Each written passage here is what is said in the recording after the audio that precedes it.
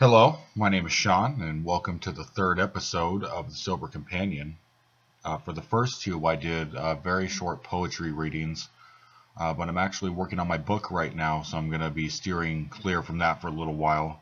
And right now, I'm going to read one of the creepypastas that I wrote about 4 or 5 months ago. It's called the story is called Nothingness, the Real Joey's Lunch Show. Nothingness, the Real Joey's Lunch Show. If you grew up in the 90s, then you probably recall a Little Nick Jr. segment called Joey's Lunch. A lunchbox would open up on screen for all the bright-eyed children. A sandwich, a banana, a box of juice, and a breath mint would sing along, making healthy eating choices. Have you ever thought to yourself, where do they go when the song is complete, and why were you so drawn to it? There would be days I remember where I would be totally serenaded by the act to follow the song was excessively fervent. I never did leave my parents' house to see where the song would take me, but as for my daughter, I caught little Sarah swaying back and forth to the throwback segment on Nick Jr. just as I was sitting down in Daddy's chair, when the segment I remembered so fondly popped up. It's Joey's Lunch. Wow, how dumb is this, I said to myself.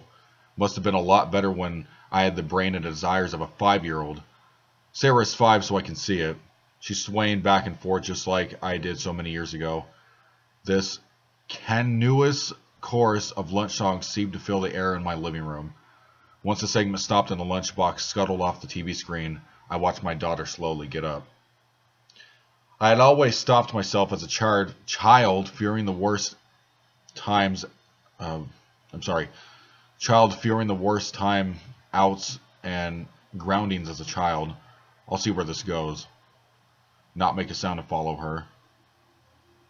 She did look somewhat hypnotized, but I'm sure this is all a game kids play. I mean, all children do goofy things on a regular basis. She turned a knob and walked right out the front door without notifying me or her mother. I followed her little feet to the woods not far off from our home. An old memory hit me at that moment. It was blurry.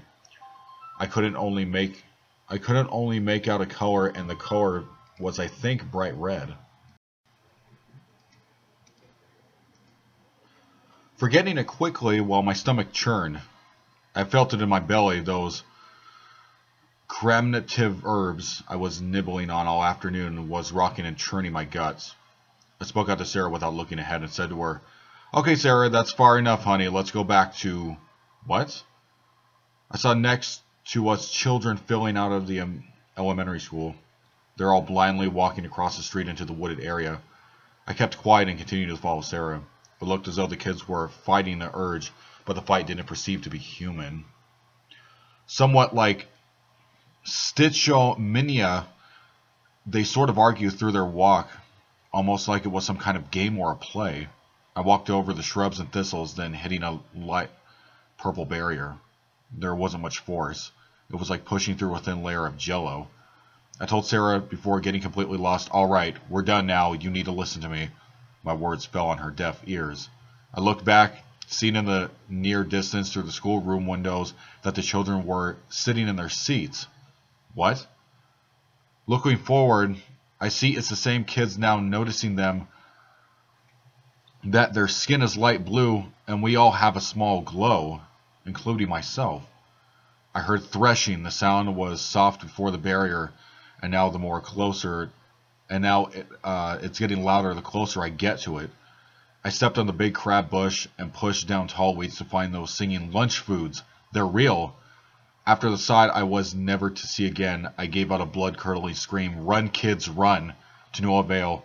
All their minds are in a state of lacuna. That damn peanut butter and jelly sandwich, the banana, the juice box, the breath mint, we're all stomping and singing inside a giant wine press. They're mutilating the children's souls.